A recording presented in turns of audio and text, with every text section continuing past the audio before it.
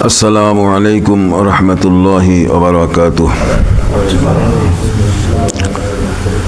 মহান রব্বুল আলামিনের দরবারে শুকরিয়া আদায় করছি, যিনি আমাদেরকে ফজরের নামাজ আদায়ের পর কোরআন শোনার জন্য আমাদের সময় বের করে দিয়েছেন। কোরআনের সাথে সম্পর্ক করতে আমরা যে সময় দিচ্ছি, এটা আল্লাহ তাআলার দেওয়া একটি অনুগ্রহ। এই জন্য আল্লাহর দরবারে শুকরিয়া আদায় করছি, আলহামদুলিল্লাহ।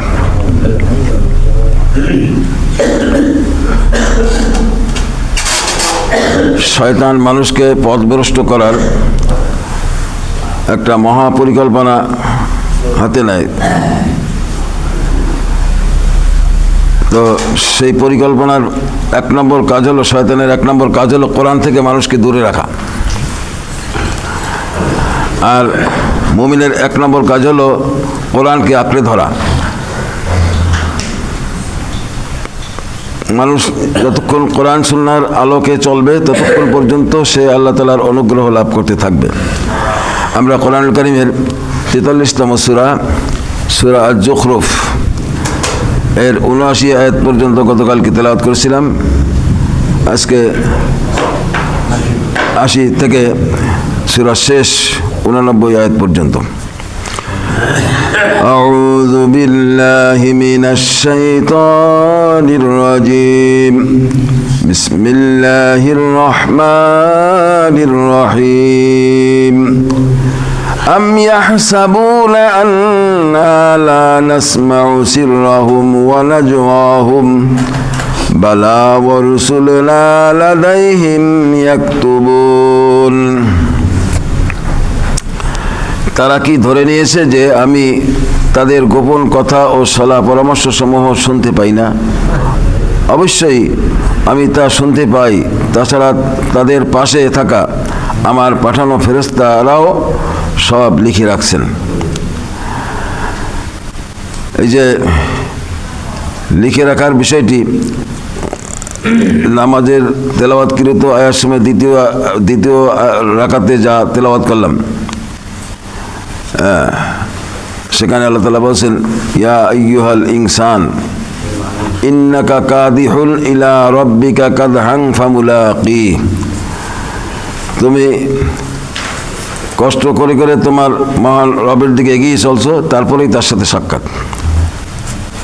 ফাআম্মা মান উতিয়া কিতাবাহু বিয়ামিনিহি, সেদিন যার আমলনামা ডান হাতে দেওয়া হবে, ফাসাওফা ইউহাসাবু হিসাবান ইয়াসীরা, তার থেকে সংক্ষিপ্ত হিসাব নেওয়া হবে, হিসাব শর্ট করা হবে। বিষয়টি এমন, আমি যা বুঝেছি যে ইন্টারভিউর ক্ষেত্রে যদি কাউকে নিয়োগের পরিকল্পনা থাকে কর্তৃপক্ষের, তো নিয়োগ বোর্ডে যারা থাকে সহজ যে ও যা পারবে সেই রকম একটা প্রশ্ন করা হয়। দুই একটা প্রশ্ন নামমাত্র অথবা সাক্ষাৎকার নিয়ে ছেড়ে দেয়, যান। কারণ সে তো চাকরিতে মানে মোটামুটি জয়েন্ট, তাকে দেওয়াই হবে। আর যাকে নেওয়া হবে না, তাকে প্রশ্নের বান তুলে এমন করা হয় যে ও পারবেই না, আর ওর নেওয়াই হবে না। তা আল্লাহ তাআলা পথ ধরে যারা চলে, তাদের জন্য আল্লাহ তাআলা সেদিন এমন ব্যবস্থা করবেন যে হিসাব সহজ করা হবে। আর যদি আল্লাহ তাআলা কাউকে যদি ধরা করেন, কারো আচরণে যদি আল্লাহ রাগান্বিত হন, তা সেদিন এমন ধরা করা হবে, তো ছোটোখাটো একটি বিষয় নিয়েও সে প্রশ্নের বান তুলে সে তো মানে এর থেকে বেরোতে পারবে না।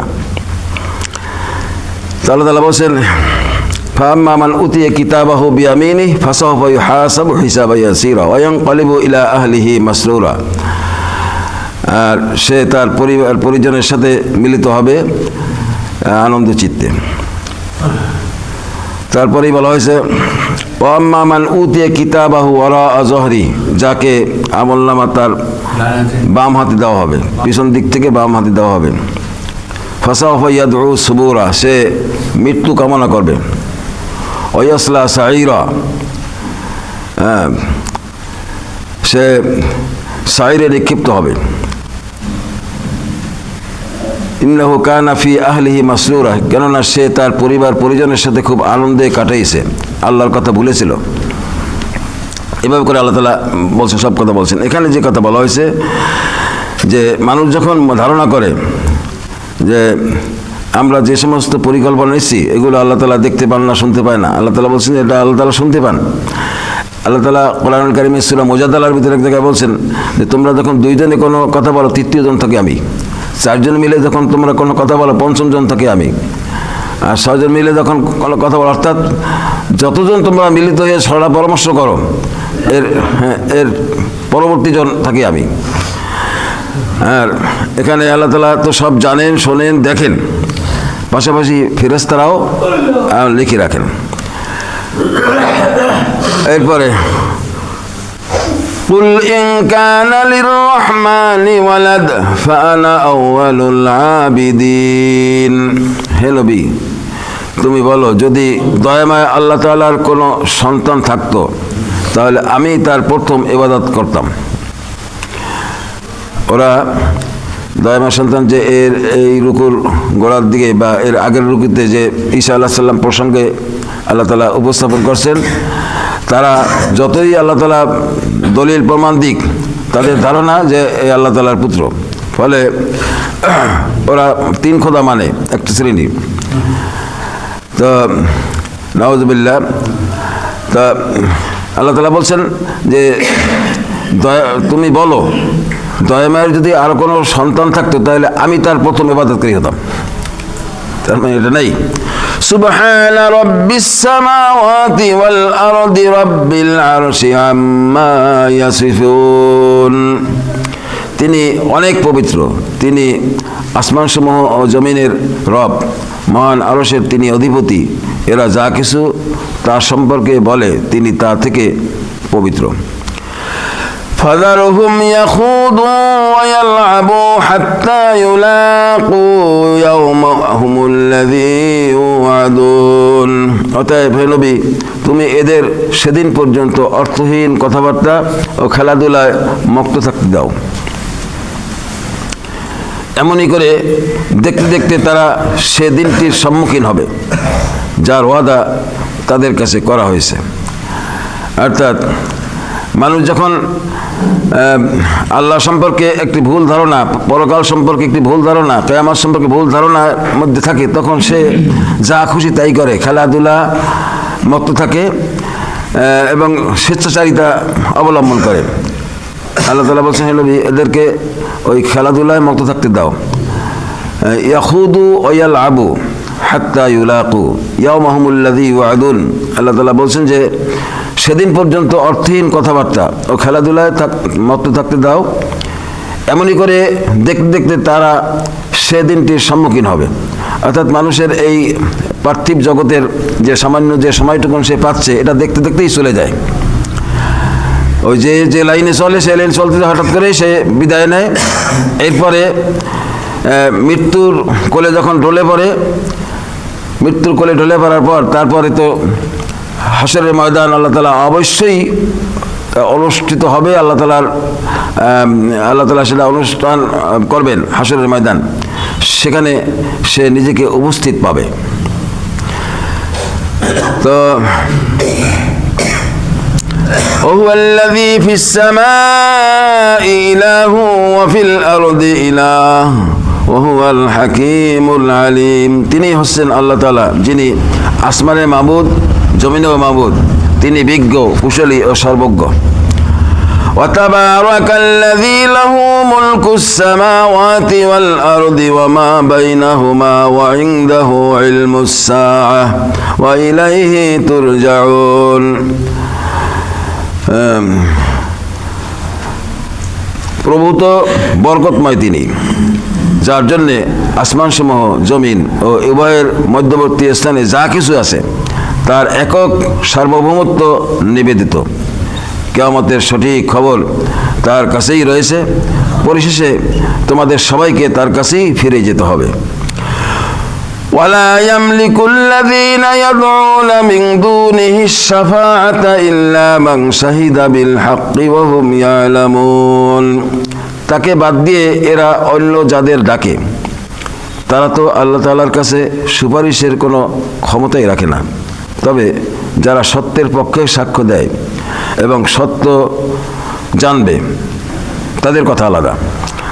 এখানে আল্লাহ তাআলা বলছেন যে তাকে বাদ দিয়ে, অর্থাৎ আল্লাহ তাআলাকে বাদ দিয়ে এরা অন্য যাদের ডাকে, যাদের অনুসরণ করে, যাদের কথা মতো তারা চলে, তো তারা তো আল্লাহ তাআলার কাছে সুপারিশের কোনো ক্ষমতাই রাখে না। এই এক শ্রেণীর মানুষের ধারণা যে আমি অমুকের যদি বন্ধু হতে পারি, অমুকের সংস্পর্শে চলি, তাহলে সুপারিশ করে আমাকে জান্নাতে নিয়ে যাবে। জান্নাতের টিকিটও অনেকে দেয়, মানে জান্নাতের প্রতিশ্রুতিও দেয়, এরকম একটা শ্রেণী আছে। তো এখানে আল্লাহ তাআলা বলছেন যে সত্যের সাক্ষ্য, ইল্লা মান শাহিদা বিল হাক্কি, সত্যের সাক্ষ্য যারা দেয়। সাক্ষ্য বলতে আমরা সহজে যেটা বুঝি, ওই যে উদাহরণটি আমরা সহজে বুঝি, এই যে গ্রামাঞ্চলে রাস্তা নির্মাণে মাটি কাটার কাজ করে, রাস্তার পাশে গর্ত করে করে মাঝখানে একটা পিলার মতন রেখে দেয়, খুব মেঝেকে সুন্দর করে রেখে দেয়। ছোটোবেলায় হাঁটতাম আর ভাবতাম যে এই কুয়া কাটছে এতগুলো, তার মধ্যে এ কেন? ওটা হলো কতটা মাটি কেটেছে, কতটা গভীরতা, এটা একটা সাক্ষ্য। তা সত্যের সাক্ষ্য আল্লাহ প্রদত্ত, রাসূলুল্লাহ সাল্লাল্লাহু আলাইহি ওয়াসাল্লাম প্রদর্শিত যে পথ, সেটাই হলো সত্যের পথ। এর সাক্ষ্য হতে হবে, অর্থাৎ তা ব্যক্তি জীবন, পারিবারিক জীবন, সামাজিক জীবন, রাষ্ট্রীয় জীবনের সব জায়গায় এর সাক্ষ্য থাকতে হবে। অর্থাৎ তাকে দেখে তার ওয়াদা, তার চলাফেরা, তার কথাবার্তা, তার আমল আকীদা, এগুলো দেখে অন্যের কাছে প্রকাশ পাবে যে ইনি হলেন সত্যের মাপকাঠি। সত্যের মাপকাঠি হিসাবে তাকে ধরা যায়, কেননা সে আল্লাহ এবং আল্লাহ তাআলার গোলামি করে, আল্লাহ গোলামি করে, রাসূলের আনুগত্য করে চলে। তো এই শ্রেণীর ব্যক্তিদের কথা আলাদা, আল্লাহ তাআলা তাদেরকে সুপারিশ করাইলেও করাতে পারেন। কিন্তু এক শ্রেণী আছে মুনাফিকের নীতি অবলম্বন করে। আল্লাহ তাআলা কোরআনুল কারীমে কথাটি এভাবে বলছেন, ইয়া আইয়ুহাল্লাযীনা আমানু, হে ঈমানদার লোকেরা, ইন্না কাসীরাম মিনাল আহবারি ওয়ার রুহবান, অধিকাংশ আহবার ও রুহবান, লা ইয়াকুলুনা আমওয়ালান নাস বিল বাতিল, বাতিল পন্থায় জনগণের সম্পদ ভক্ষণ করে, ওয়া ইয়াসুদ্দুনা আন সাবিলিল্লাহ, আল্লাহর রাস্তা থেকে জনগণকে ফিরিয়ে রাখে। কোরআন কারীমে আল্লাহ তাআলা ব্যক্ত করছেন যে এই এক শ্রেণীর লোক, এরা সত্যের সাক্ষ্য হিসাবে তারা নিজেদেরকে উপস্থাপন করে। এদের আমল দেখে বোঝা যায় যে এরা কোন শ্রেণীর লোক। এই শ্রেণীর লোকেরা এরা জনগণ থেকে অন্যায়ভাবে সম্পদ ভক্ষণ করে আর জনগণকে আল্লাহর রাস্তা থেকে ফিরিয়ে রাখে। অথচ তারা জনগণের, সাধারণ জনগণ, মূর্খ শ্রেণীর লোকদের কাছে নিজে উপস্থাপন করে যে আমরা এমন একটা শ্রেণী, আমাদেরকে অনুসরণ করলে জান্নাতে নিয়ে যাব, জাহাজে করে মোটামুটি নিয়ে যাওয়া হবে সেই জান্নাতে, এরকম ওয়াদা করে। এদের থেকে বয়কট করতে হবে। এই শ্রেণীর লোকেরা বিপজ্জনক। কোরআনুল কারীমে আল্লাহ তাআলা এদের ব্যাপারেও তুলে ধরছেন বিভিন্ন জায়গায়। আমি আর নাম বললাম না, আপনার মনে হয় কিছুটা ইঙ্গিত পেয়েছেন। এরপরে وَلَئِنْ سَأَلْتَهُمْ مَنْ خَلَقَهُمْ لَيَقُولُنَّ اللَّهُ فَأَنَّى يُؤْفَكُونَ। হে নবী, তুমি যদি তাদের জিজ্ঞেস করো কে তাদের সৃষ্টি করেছেন, তারা বলবে অবশ্যই আল্লাহ তাআলা। তাহলে বলো, তারপরও তাদের কোথায় ঠোকর খাওয়ানো হচ্ছে। অর্থাৎ যারা ভুল আকীদার মধ্যে রয়েছে, এদেরকে জিজ্ঞেস করা হয় কে সৃষ্টি করেছেন, আসমান কে সৃষ্টি করেছেন, আল্লাহ, জমিন কে সৃষ্টি করেছেন, আল্লাহ, এই বিশ্বজাহানে যা কিছু দেখতে পাচ্ছি কে সৃষ্টি করেছেন, আল্লাহ। কিন্তু আল্লাহর আইন মানার ক্ষেত্রে এখানে অ্যালার্জি দেখা দেয়। এখানে আল্লাহর সব আল্লাহ সৃষ্টি করেছেন, আল্লাহর জমিনে বসবাস করেন, আল্লাহ তাআলা সেই চলার বিধান দিয়েছেন, সেই বিধান মাফিক চলতে রাজি নয়, সেখানে অন্য কিছু লুকায়। তো আল্লাহ তাআলা বলছেন, তুমি যদি এদেরকে জিজ্ঞেস করো তো এরা সব বলবে হ্যাঁ আল্লাহ আল্লাহ। তাহলে এদেরকে কোথায় ঠোকর খাওয়ানো হচ্ছে? এক শ্রেণীর জিন শয়তান আছে, এক শ্রেণীর আছে মানুষ শয়তান, মিনাল জিন্নাতি ওয়ান নাস।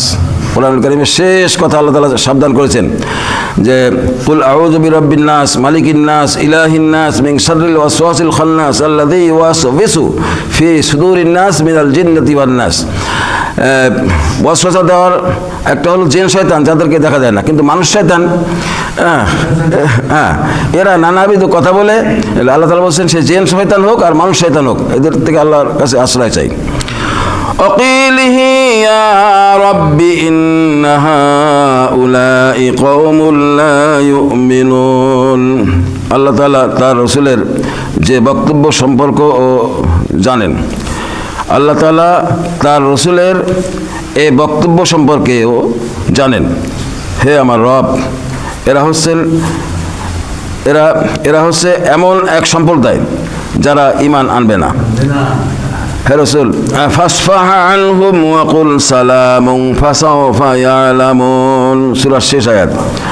হে রাসূল, অতঃপর তুমি এদের ক্ষমা করে দাও এবং তাদের উদ্দেশ্যে সালাম বলো, অচিরেই ওরা সত্য মিথ্যা জানতে পারবে। অর্থাৎ এই ভুল পথে চলে, ভুল আকীদায় চলে যারা বিতর্কে লিপ্ত হয়, এদেরকে সালাম দেশে তর্ক করে সমালোচনা করো না, এদেরকে বয়কট করে তুমি এদেরকে ছেড়ে দাও। সালাম দিয়ে, সালামের মাধ্যমে এদেরকে পরিত্যাগ করে তুমি তোমার কাজ করতে থাকো। আল্লাহ তাআলা আমাদেরকে সব কথা কোরআনুল কারিমে বলে দিয়েছেন। আমরা যদি কপাল যদি আমাদের ভালো হয়, তাহলে এই সমস্ত কথার দ্বারা আমরা ঈমানি চেতনাকে জাগ্রত করে আল্লাহ তাআলার প্রদত্ত রাসূল সাল্লাল্লাহু আলাইহি ওয়াসাল্লাম প্রদর্শিত পথ ধরে চললে দুনিয়ার শান্তি এবং আখিরাতে মুক্তি পাওয়া সম্ভব। অন্যথায় ভুল পথ সমূহ সম্পর্কে আল্লাহ তাআলা ব্যক্ত করেছেন। ভুল পথ পরিহার করা আমাদের কর্তব্য, করণীয়। আল্লাহ তাআলা আমাদেরকে কোরআনুল কারিমের আলোয় আলোকিত হওয়ার তৌফিক দান করুন, আমিন। আল্লাহুম্মা সাল্লি আলা মুহাম্মাদ ওয়া আলা আলি মুহাম্মাদিন কামা